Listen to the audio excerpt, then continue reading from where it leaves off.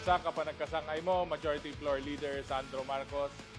Sapay ko man, nainayo ng basit, di pasensyam kenyami, ken tuluyan na kami, natartarabayan, kinikikan ti tulong para digi distrito mi, dagi na dumadum mga pagsyatan, not only in La Union, but the entire Region 1, kintintero nga Pilipinas. Agyaman kami manen, Apo, the unending support, and of course, yung tulong mo kinyami, not only as a colleague, but as a friend as well. Again, happy birthday, Boss Santo.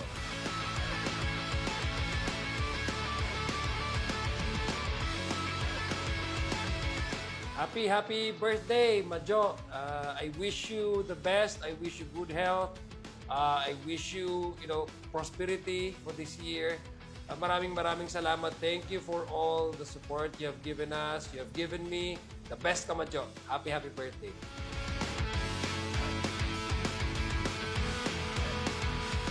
To the youngest and brightest Majority Floor Leader of the House of Representatives, Boss Sandro, happy birthday po sa inyo. Mula sa mga Batang Tondo, unang distrito ng lungsod ng Maynila. Narito po kaming lahat bumabati ng isang maligayang kaarawan sa isa sa pinakamagaling na congressman sa 20th Congress.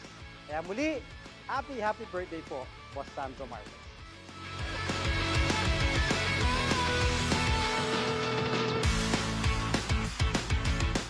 Sa murang edad, nabigyan ka ng pagkakataon na maging majority leader at nagampanan mo ito ng buong husay at tapat.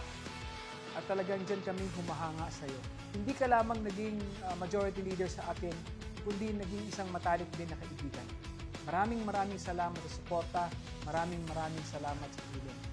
Again, Majo, happy birthday at sana gabayan ka ng Panginoon at ibigay lahat ng hinahangad mong kaligayahan sa iyong buhay. Maraming salamat.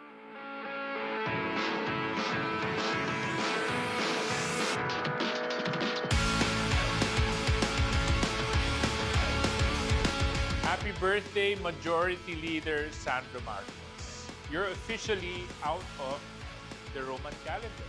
You're 32 years old. Very young. You've accomplished a lot.